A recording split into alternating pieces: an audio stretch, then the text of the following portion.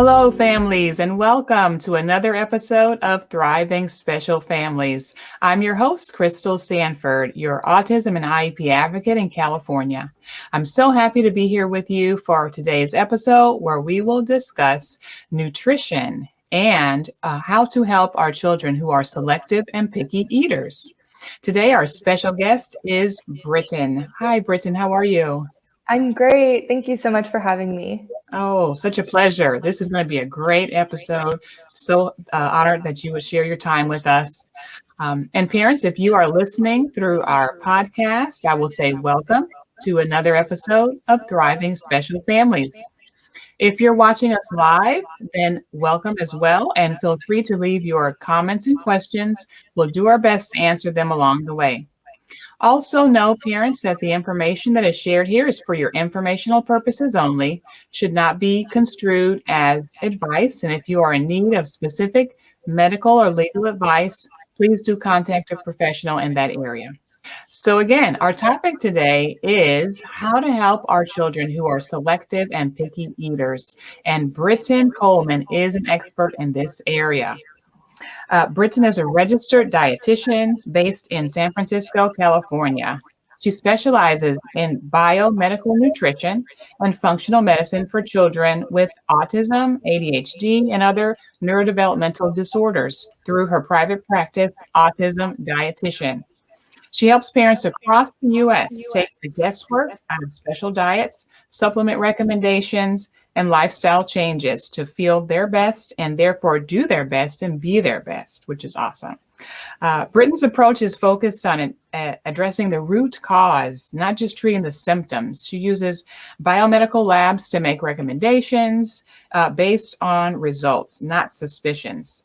Britton is also a sibling of an individual with autism, and she's dedicated to helping parents all over the world lay the groundwork for proper nutrition for their children all across the spectrum. So, Britton, what an amazing story. I'd love to hear a little bit more about your backstory and what led you to become the autism dietitian. Absolutely. Well, thank you for the introduction. So, as you said, my brother is on the autism spectrum, and he was diagnosed with autism when he was 2 years old.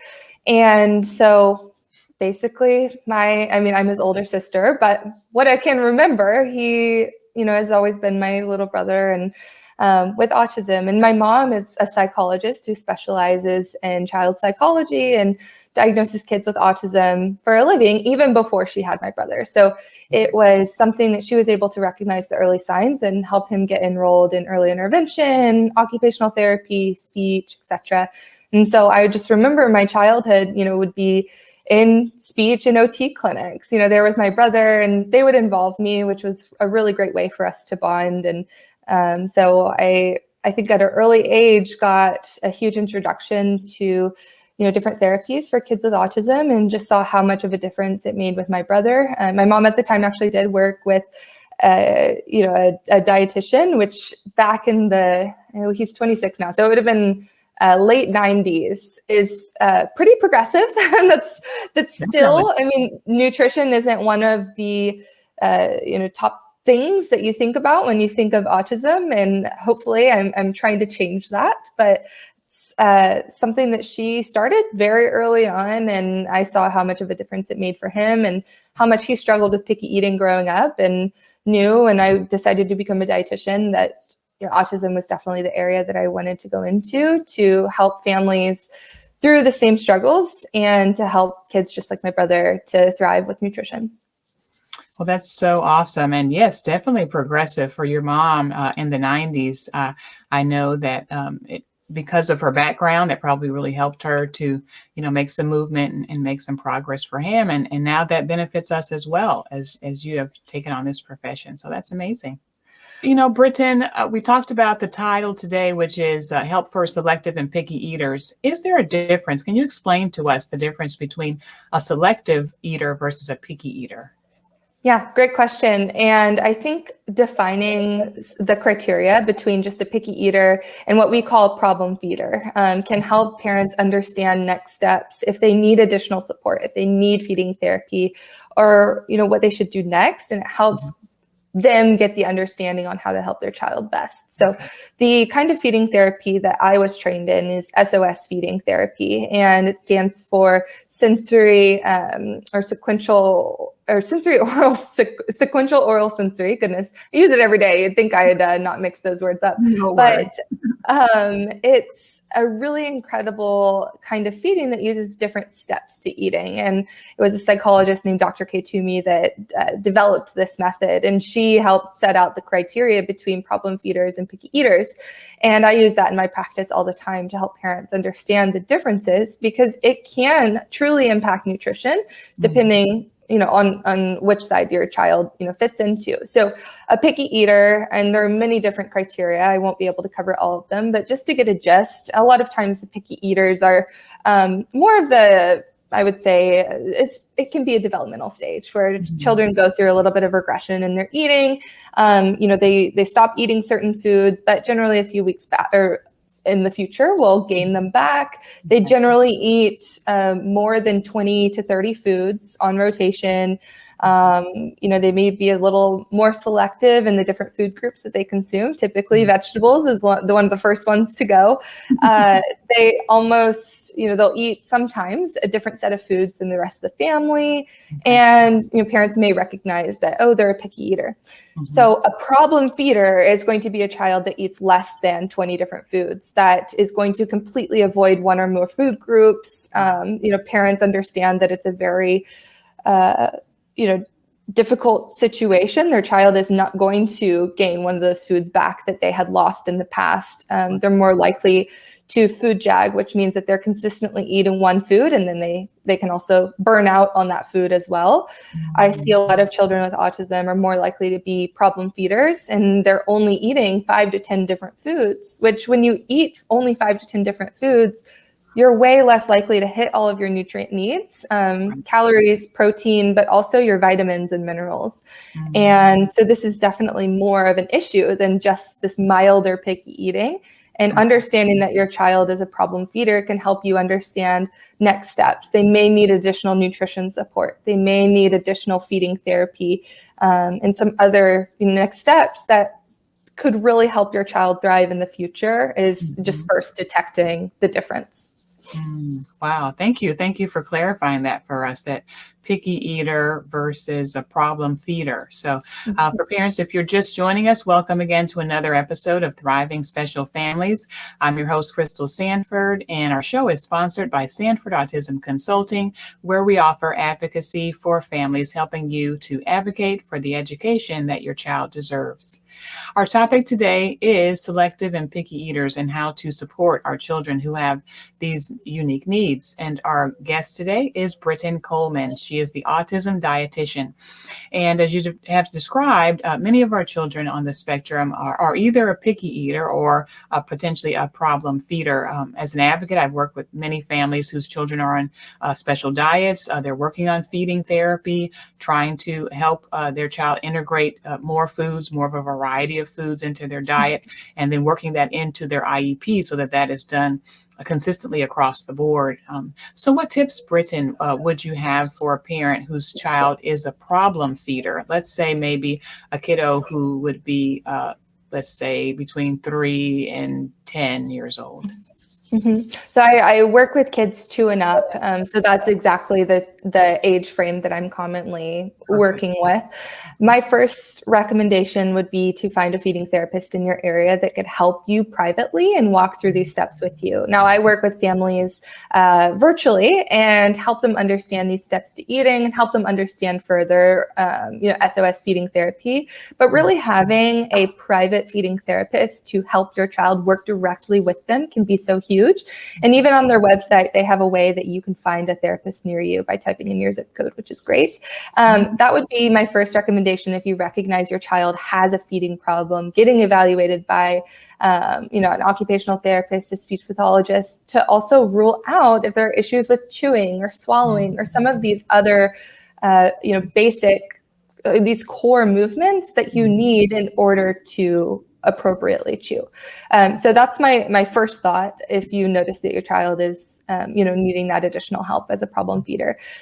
When it comes to introducing new foods for kids with autism, unfortunately, there's a lot of outdated and inappropriate recommendations online, and not just online, but also coming from I hate to throw pediatricians under the bus, but unfortunately, when they don't know about autism, they give very outdated and very incorrect information. And a lot of times this is the starve it out method, which I absolutely say is not the right way to work with kids, especially with autism. So the reason why a lot of kids with autism are selective eaters is because they have a lot of sensory challenges. And it can be the texture, the smell of the food, the way it looks.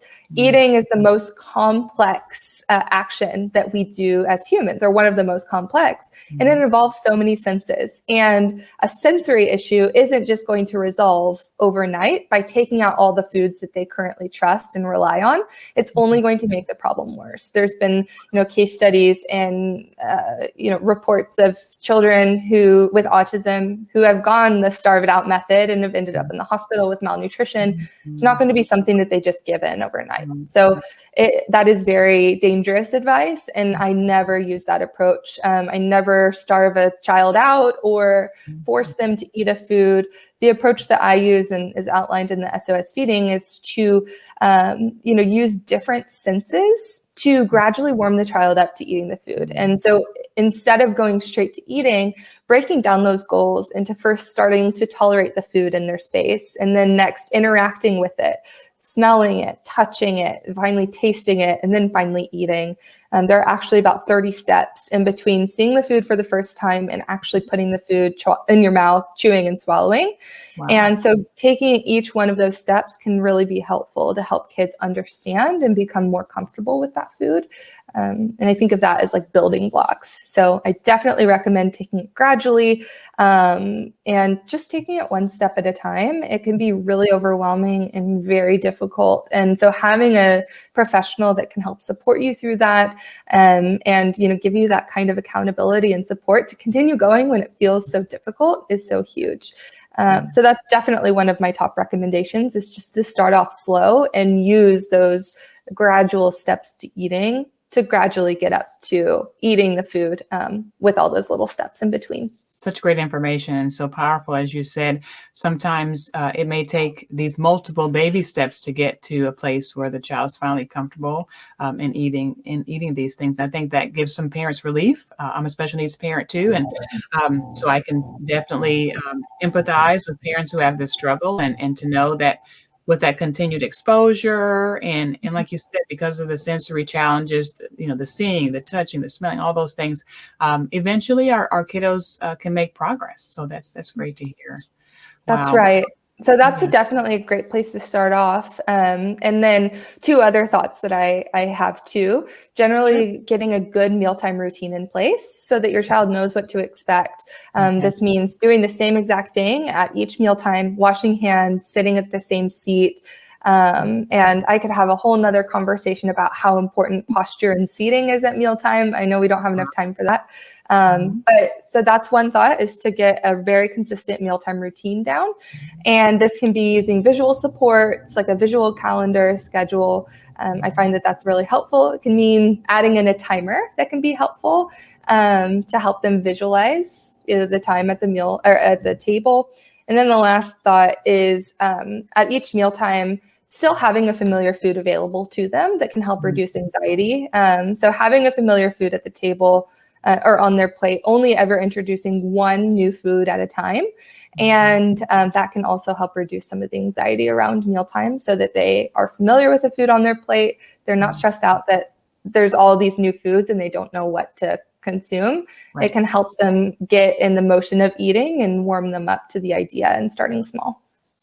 This is great. It's so interesting because what you're sharing is so much consistent with teaching any new skill on the spectrum, right? So giving them the visual supports for it, and prepping them, and having some good reinforcers and something familiar. All those things are just great learning supports for for everything for our kiddos. So I think that's great to see that it can be applied here too. I've got a million questions for you, but we do have a question here from one of our guests. Larissa shares that mine is doing OT for eating, but his OT said if he walks away from the food to take it away until his next feeding. I've noticed he is a slow eater and will take little and then come back for more. Is that typical, Britton? I see a lot of kids who like to, we call these like drive-bys, where they'll kind of come by, grab a food, walk away, come back. And what's ideal at mealtime is to be able to have ideal posture. And the posture that we're looking for is the 90-90-90 position, which is having your hips at 90 degrees, your knees at 90 degrees, and your ankles at 90 degrees. We want them to have that firm support. And because that also helps calm your nervous system, be in a good place to rest and digest, versus kids who are constantly roaming, they're in that flight or fight stage still. They're not resting and digesting. Okay. So my first goal is getting kids to sit down, even if that means for 1 minute, and using a timer. I actually have a timer here that I show to many of my clients. It's a visual timer so that you can see how much time is left. And that can be really helpful for some kids to understand 1 minute left, 5 minutes left. So my first goal would be getting kids to sit down at the table, and then introducing new foods in that way. So that's actually my first thing that I would think at that point. I think we might have a little bit of a different approach with taking the food away. I would need probably more information on that. I think that's probably a bigger discussion, but my first thought is just getting that good posture, having a good mealtime routine, having a solid chair in place that can offer that core support and posture support as well. Yeah, awesome. Who would have thought that posture was important when it comes to mealtime? So thanks for sharing that. That's awesome. Definitely. Yeah. So it's more important than you think, actually. I think a lot of people don't realize that. And if you imagine yourself sitting up at a bar on just a bar stool with no back support and there's no footrest, you feel, if everyone here can just imagine that, you feel so out of control. And we have that muscle support. We have those muscles built up, and children don't, especially if they have low muscle tone. So having them sit at a chair where their feet are hanging down, they don't have adequate support, their main goal is to find that support. That's your main goal, right? Is to keep your head in the appropriate position, to breathe. And when you're focusing on those things, it's hard to add in other textures. So it's interesting how there's so many little things that you have to consider. And I walk my clients through that I work through together. Even before we start trying new foods, these are the things that I want you to do. Get in a good routine, get good posture, etc.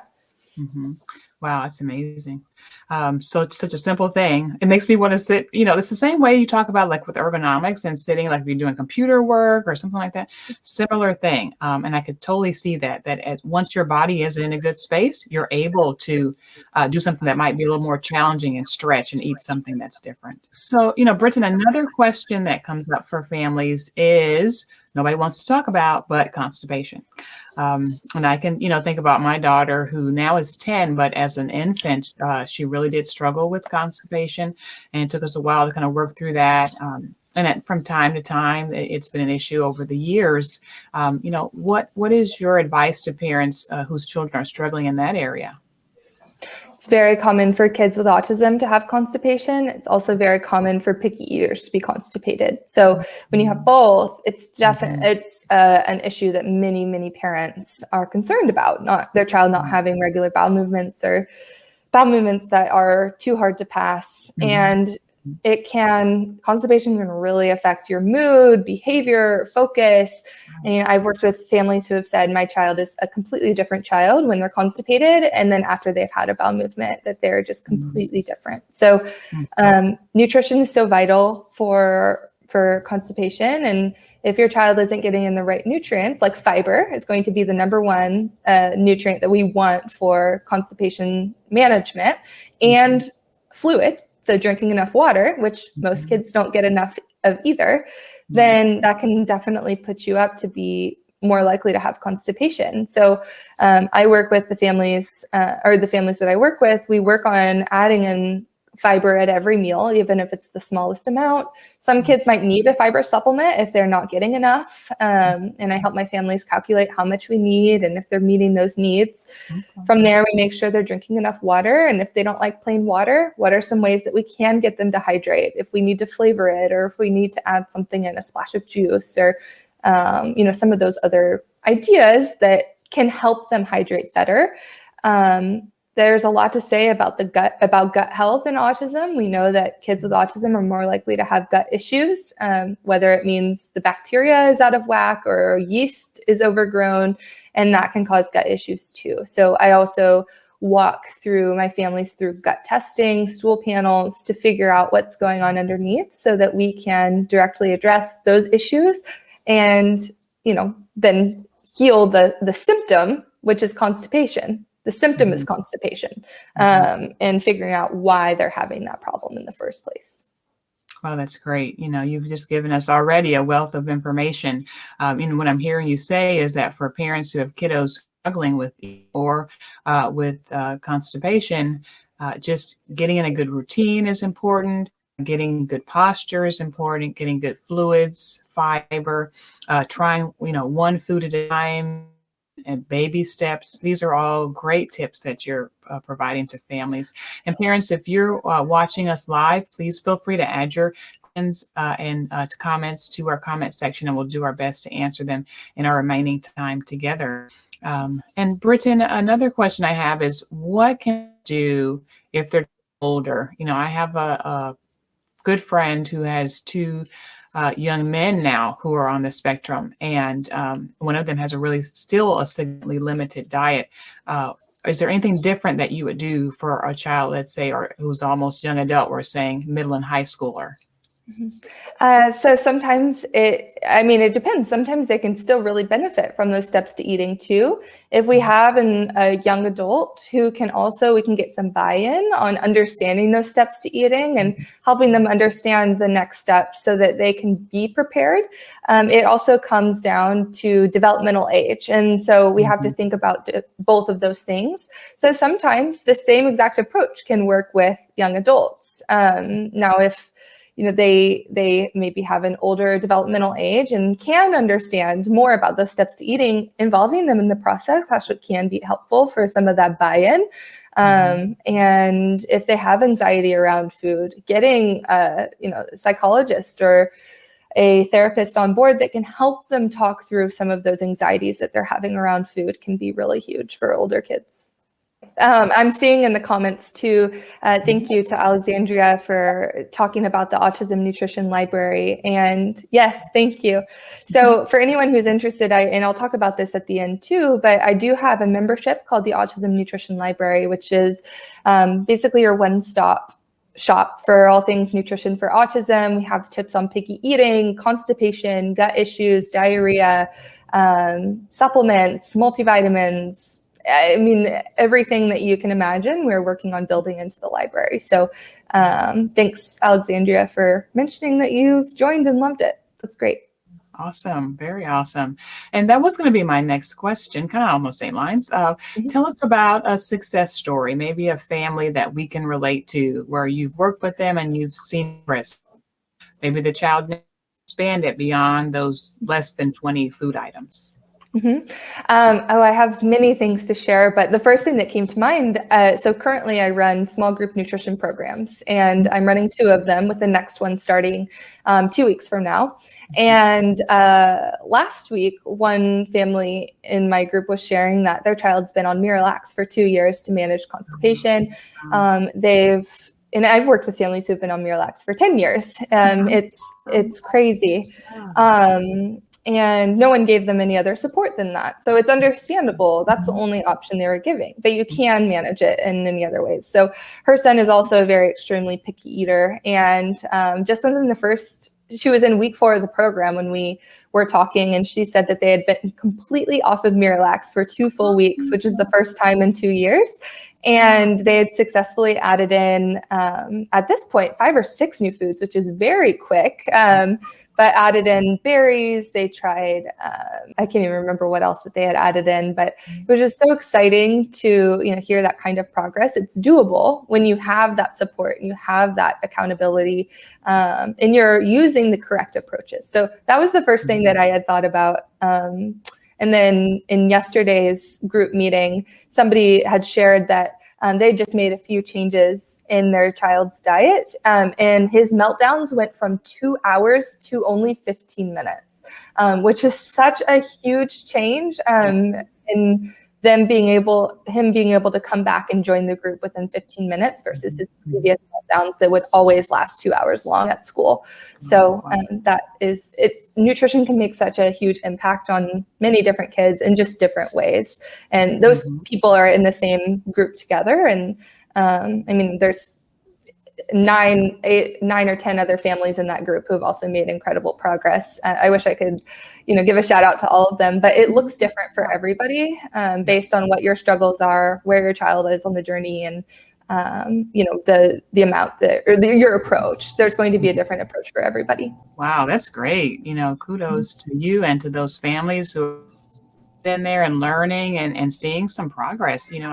And sometimes it seems challenging or overwhelming, but if you just, get your feet wet, get some good knowledge around something and try, and invest your time, sometimes you can really see a world of progress. So that's awesome. If we have families whose children are problem feeders, do you have any recommendation on what specific kinds of foods to, or I'm going to assume that it's probably an individual case-by-case situation?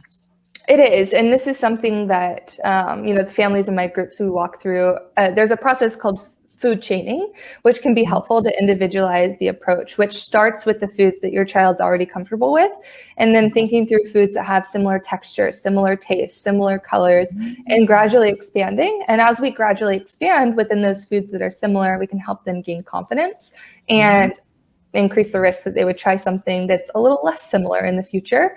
So it's definitely individualized, and starts with what the child will already accept or what they can physically handle in their mouth. Like I said before, if a child can't chew well, they're only going to eat soft foods. They're not going to eat meats and these other really tender, difficult to chew foods. So a lot of times, starting with where they're at, and then also bringing somebody on board that could help you get further and build up that muscle tone if that's the problem, or understand tolerating different textures too. That's awesome. I love that simple tip there, is using foods that are similar colors. Like I could totally see that. I think back to my friend whose son, I think one of the only vegetables he'll eat is green beans. And we're talking, he's maybe, I think, 10th grader now. So maybe starting with something else that's green potentially could help. Colors are so powerful for kids on the spectrum. I know my daughter, she loves colors, the color spectrum, talking about colors. So that simple thing could be very powerful in helping them make that transition to something new. Definitely. And sometimes it can be as simple as, something that's the same color, same shape, or it can, like asparagus chopped into smaller pieces, for example, that might look similar. It could also be using those green beans and trying a few different brands, trying a few different cuts, and the way that you're preparing it could just offer a few different examples in the mix to gain more confidence. So sometimes it can be starting as small as that, and sometimes it can be making bigger jumps, like to a completely new food. Awesome. Wow. Such great information. Well, Brittany, I also appreciate that you've shared that, and maybe you can reshare, if parents are not in your area, where is it that they can possibly find someone has the same training as you? And then also next, how can parents, if they're interested, connect with you as well?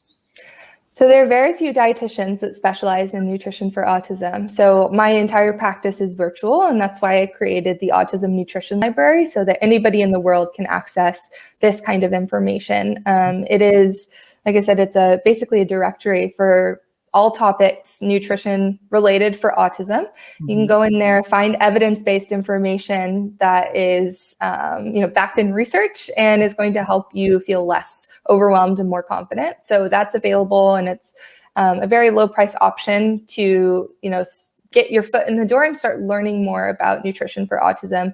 So that is an option. And there's a community forum there as well that I answer questions for families 3 times a week. So I can still support you there.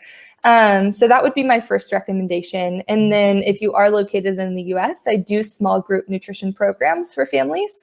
You can find more information about that on my website, but that would be a little bit more involved working together. And I usually recommend that for more picky eaters because they need a little bit more, problem feeders who need a little bit more support. So those are the 2 ways to work with me through the Autism Nutrition Library and my small group nutrition programs. And both can be found on autismdietitian.com. Awesome. All right, family. So if you're that parent, if you've got a problem feeder, then it sounds like Britton is the person to go to, at least to be able to access some of these resources and help better support your child, not just only in their nutrition, but possibly in their overall well-being, sounds like. Well, families, thank you again for joining us for another episode of Thriving Special Families. I'm your host again, Crystal Sanford at Sanford Autism Consulting is our sponsor. Again, if you have questions about IEPs or anything related to special education and a child on the spectrum, feel free to reach out to me at sdautismhelp.com, the website. And again, Britton's information is added here as well. She is the autism dietitian. Parents, also remember, you're going to be okay and your child's going to be okay too. Thanks so much. Thanks so much, Britton. Thanks, everyone. Have a great day. Bye-bye.